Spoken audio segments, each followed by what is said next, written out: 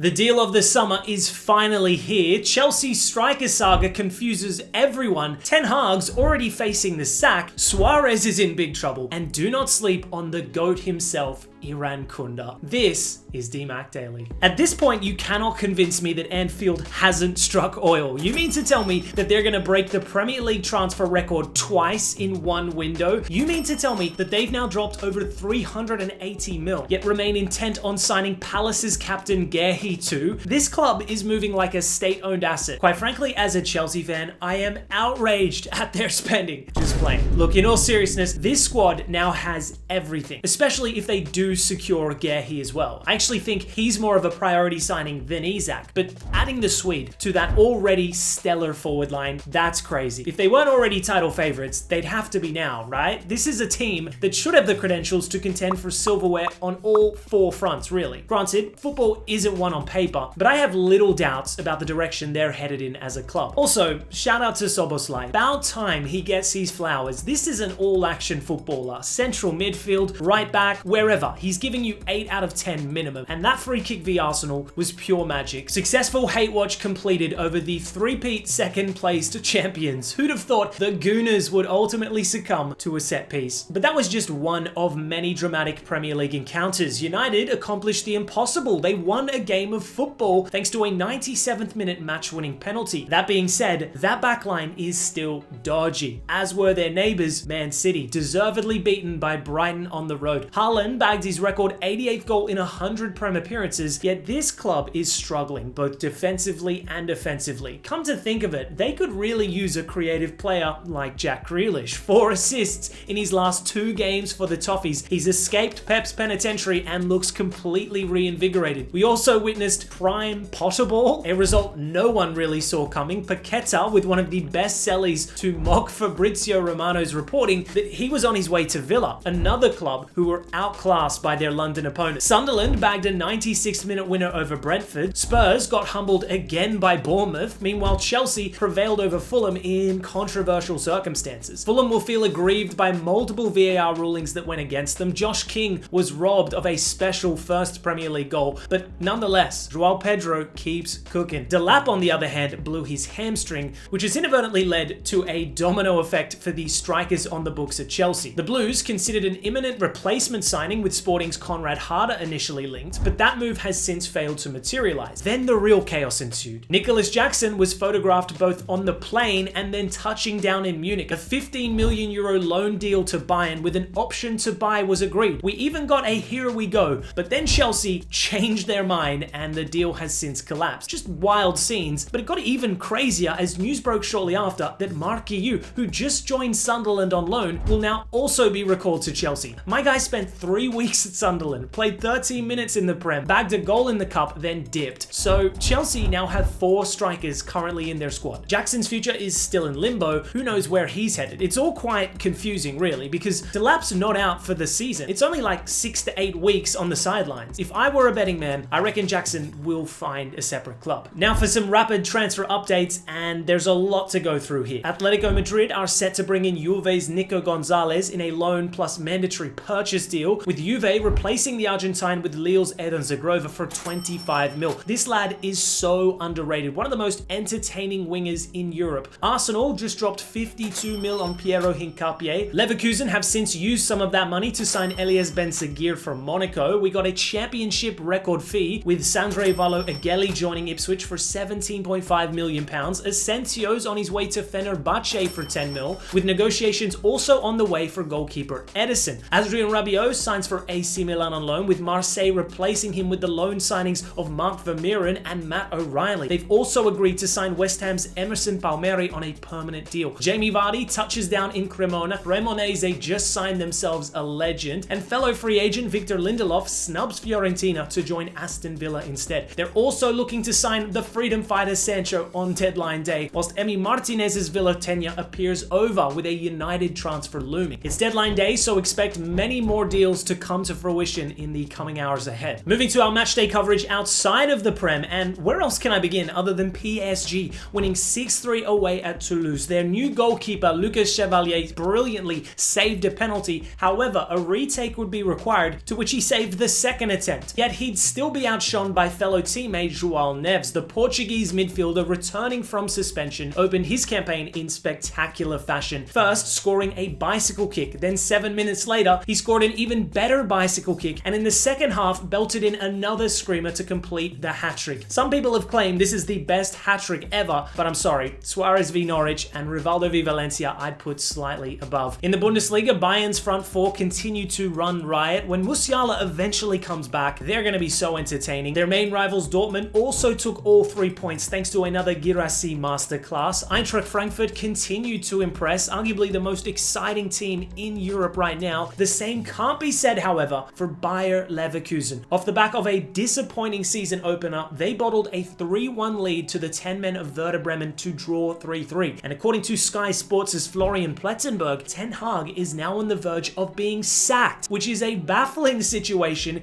considering the insane squad overhaul that has taken place this summer. Understand, Leverkusen have been completely raided. Over 280 million euros worth of key first team players departing. I understand Ten Hag is a fairly divisive figure, but what were the board expecting him to accomplish in the midst of such a comprehensive squad rebuild? There must be some major internal dramas taking place here, because this is not normal. Moving to La Liga, starting with Barca, and they were lucky to escape with a point against Rayo Vallecano. Outplayed for large periods of the game, Joan Garcia saved them. Yamal scored the lone goal from the penalty spot, which in itself was controversial. Many Vallecano fans were incensed with the penalty decision, but as the VAR technology wasn't working in the stadium, the referee's on-field decision would be final. Meanwhile, Madrid prevailed 2-1 at the Bernabeu despite having 3 goals ruled out. Vinny was back on the score sheet, Rodrigo was dropped, whilst Trent was restored back into the starting 11, but it was his opposite fullback, Alvaro Carreras, who stole the show with a spectacular goal line clearance. This is the same guy who never got a single first team opportunity at Man United. That is scandalous. Atletico Madrid had another disappointing result, drawing away to Alaves. They're now winless in their opening 3 match days. They've dropped 175 mil this window, bringing in 11 new players. They need to start winning games ASAP. Elsewhere, there were some crazy stories throughout world football. Jose Mourinho was sacked by Fenerbahce after 14 months in charge. I want to see this man coach at the international stage next. We need Mourinho at the World Cup. His former player, Sergio Ramos, was also in the headlines, having launched his music career, dropping a single titled Cibeles, which also includes a pretty dope music video too. And in America, Luis Suarez has made a fool of himself once again. Following Inter Miami's League Cup final defeat to Seattle, a brawl erupted at full time, and in shameful scenes, the 38-year-old was caught spitting in the face of a member of Seattle's coaching staff. Inexcusable behavior. I thought these antics were behind him. I guess not. But on a more joyous final note, I gotta give props to the Aussie GOAT himself, Nestori Irankunda. Any Aussie who had the privilege of watching this kid in the A-League will know just how talented he is. For me, he's the most gifted local player I've ever seen grace our league. It came as no surprise when he landed that Bayern move, but after just 1 year abroad, he made the decision to leave Germany and signed for Championship club Watford, a club he has instantly made an impact in. In his first start for the Hornets, he provided an assist, and in the following 2 match days, he has since scored back-to-back stunning free kicks. Irankunda does not do tap-ins. His fantastic form coincides with a recall back into the Socceroos squad. I cannot wait to see what this star boy cooks up in the 25-26 campaign. The talent is off the charts, and it appears as though Watford is the perfect platform for him to develop further. Shout out to Adrian Segicic too. The former Sky Blue is also tearing up in the Championship at Portsmouth. You love to see A-League excellence in Europe. Anyways, guys, that's all for today's DMAC Daily. Thanks so much as always for tuning in. If you enjoyed this show, feel free to like, subscribe, check out the Patreon, and I'll catch you tomorrow.